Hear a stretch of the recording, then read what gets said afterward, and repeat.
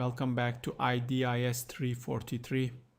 All right, so in part 1, we covered what a supply chain is, plus resilience and the VUCA environment. Now in part 2, we'll define logistics, look at how supply chains have evolved, and introduce the strategic concepts you'll be working with, all semester. So 2 definitions on this slide. A supply chain is basically the network of activities, resources, and entities that produce and deliver a product, from raw materials to the end customer. Logistics is more specific. It's the process of planning and coordinating the movement and storage of goods, services, and information within that supply chain. All right, easy way to remember it. Goods are always in one of 3 states: in motion, moving on a truck, ship, train, or plane; in wait, sitting in a warehouse or distribution center; or in process, getting something done to them; packaging, labeling, sorting, assembly. Logistics manages all 3. Now look at this graphic. Logistics sits on top of, the 5 core supply chain processes: plan, source, make, deliver, and return. It's the connective tissue showing up at almost every stage. Historically, logistics came first as a discipline. The word comes from military operations, moving troops and supplies. The business world borrowed the term and the techniques over time as companies realized they had to coordinate sourcing, manufacturing, and returns too. The broader concept of supply chain management, that emerged. So logistics is a subset. Supply chain management is the whole orchestra. Now, how have global supply chains evolved? 3 phases on this slide. All right. So phase 1, the globalization boom. This took off in, the 1990s and accelerated in the 2000s. The big trigger, China joining the World Trade Organization, the WTO, in 2001. Combined with containerized shipping and modern IT systems, multinational companies went all in on basically global sourcing and lean manufacturing. Global trade jumped from 39% of global GDP in 1990 to 61% by 2008. Phase 2, increased risks. And all that global integration came with a price. Supply chains became fragile, Human and man-made disasters impacted supply chains. Extreme weather, labor and material shortages, trade wars, cyber attacks, pandemics, demand surges. Every link in those long chains was now a potential point of failure. Phase 3, the shift to globalization, the buzzword for deglobalization and regionalization. Global trade share fell from 61% back down to 56% of GDP between 2008 and 2019. And then COVID-19 poured gasoline on that trend. The pandemic exposed every vulnerability we just talked about, and companies started seriously rethinking how global they really wanted to be. So when companies rethink where to put their production, they have 3 options. All right. Remember all 3. So offshoring means moving production to a different country, often far from the home market. The motivation, lower labor costs or access to specialized skills. Apple offshores iPhone manufacturing to China through Foxconn. Nike offshores footwear to Vietnam, Indonesia, and China. Reshoring is the opposite, bringing production back home. The motivation is basically reducing dependency on foreign suppliers and improving control. So GM reshored electric vehicle components to the United States. GE brought appliance manufacturing back to its plant in Kentucky for shorter chains and faster innovation. Nearshoring is the middle path, outsourcing to countries closer to home, shorter chains, lower transport costs, faster delivery. Toyota nearshores production to Mexico for North American vehicles. Zara nearshores garment manufacturing to Portugal, Morocco, and Turkey, so they can respond to fashion trends in weeks instead of months in Europe. All right, side-by-side comparison. Walk through this with me, row by row. Location. Offshoring goes to distant countries. Reshoring stays home. Nearshoring goes to nearby countries. Cost savings, high for offshoring, low for reshoring, moderate for nearshoring. Supply chain length, long and complex, short and simple, medium length. And risks, offshoring brings the highest exposure to disruptions and tariffs. Reshoring trades that for higher costs. Nearshoring sits in the middle, so there's no single right answer. The right choice depends on your product, your customers, and your tolerance for risk. Many US companies right now pick nearshoring as the sweet spot if they options. All right, one of the most important inventions in supply chain history, the shipping container. Yes, that boring metal box you see stacked on ships and trucks. It revolutionized global trade. In the mid-1950s, a trucking entrepreneur named Malcolm McLean invented intermodal shipping containers. The key word is intermodal. The same container could move from basically a truck to a train to a ship and back to a truck without ever unloading the cargo. And before McLean, every transportation mode change meant unloading, repacking, and reloading by hand. Slow, expensive, error-prone, and a magnet for theft. So containerization changed everything. Standardized cargo handling, faster loading and unloading, fewer errors, simpler warehousing. The result was a more agile, dramatically more cost-effective global supply chain. Without that boring metal box, globalization never could have happened. Now look at the two diagrams on this slide. Both show supply chain structure, but they're shaped, very differently. So Figure 1 shows a typical industry supply chain. Each OEM, original equipment manufacturer, has many Tier 1 suppliers. And each Tier 1 has many Tier 2s. The chain widens as you go deeper. Now, Figure 2 shows something different, a diamond-shaped supply chain. The chain widens, then narrows down to a single critical supplier. Deep in the network, then widens again. And that single supplier is what we call a keystone. If they fail, the entire industry fails. Real examples are scary. Integrated circuits, the chips inside every phone and car, require a material called Bt resin. 80% of the global supply came from a single Mitsubishi gas chemical facility. And lithium-ion batteries require PVDF. 70% of the global supply came from one factory in Fukushima province in Japan. Even peanut butter, like a single contaminated factory in New Mexico, caused a $1 billion industry-wide recall, hitting Trader Joe's, Whole Foods, and other major brands. And diamond chains are everywhere, and most companies don't know they have them until something breaks.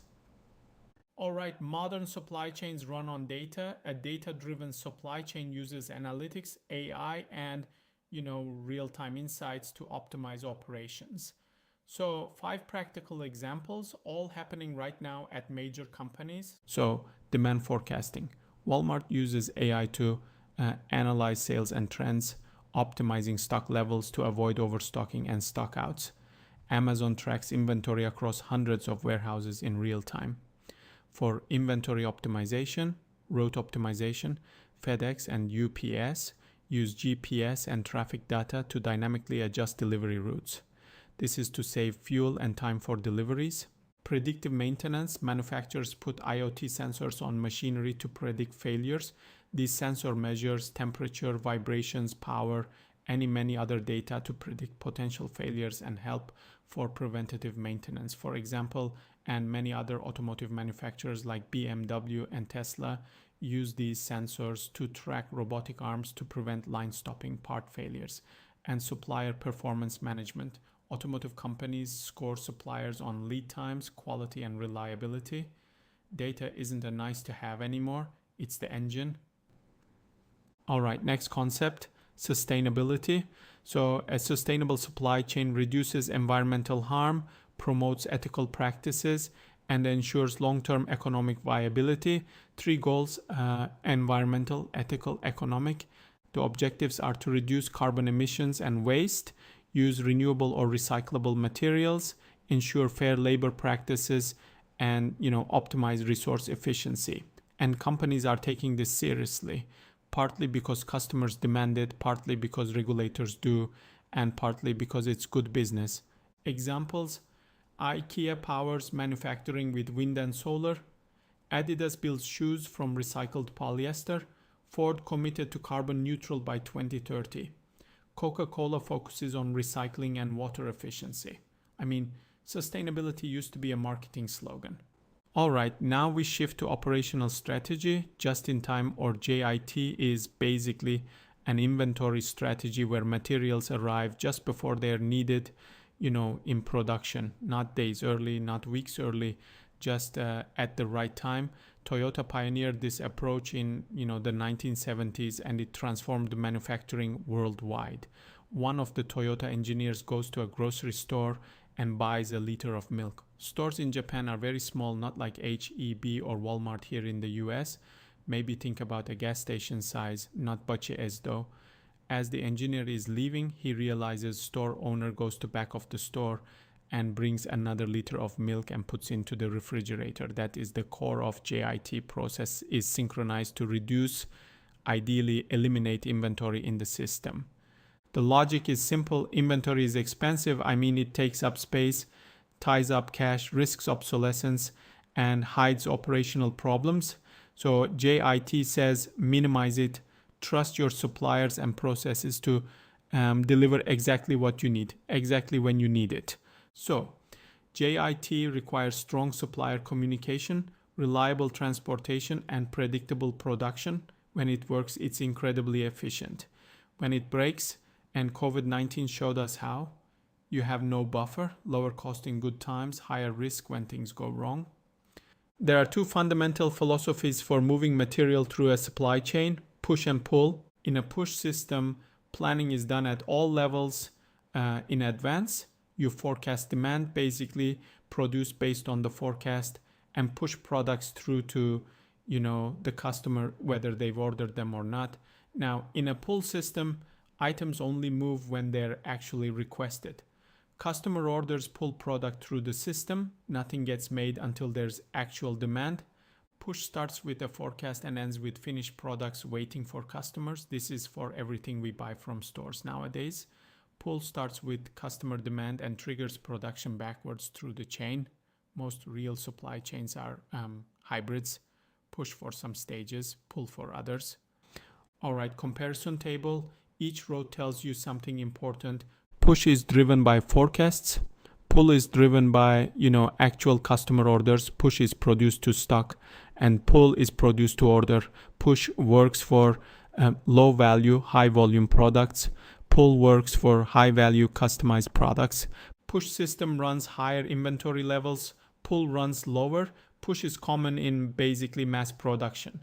Pull is more typical in batch manufacturing. Push has higher risk of waste.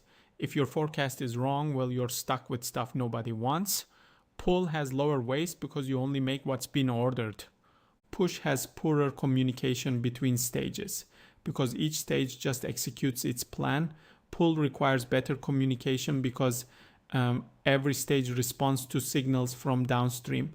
But push has less risk of stockouts because you've built up inventory in advance. Pull has more potential for stockouts if demand spikes unexpectedly. Two philosophies, different strengths, different weaknesses. All right, remember the bullwhip effect from part 1? Now we look at it directly. The core idea is the demand variability tends to increase as you move up the supply chain away from the customer. Orders at the factory end up far more variable than the actual end customer demand that triggered them. Now look at the 4 charts. Top left, consumer sales, pretty smooth, Now top right, retailer orders to wholesalers, a bigger bump, more variable. Bottom left, wholesaler orders to manufacturers, even bigger swings. And bottom right, manufacturer orders to suppliers. A massive spike, totally disconnected from the smooth consumer demand at the top. Same underlying reality, but variability gets amplified at every stage, like a whip. A small motion at the handle becomes a huge crack at the tip. Why does bullwhip effect happen? Information delays, batch ordering, price fluctuations, and supplier rationing all contribute. We'll dig into the math later. The practical implication is huge. The further you are from the customer, the more chaos you experience, even when the customer behaves consistently.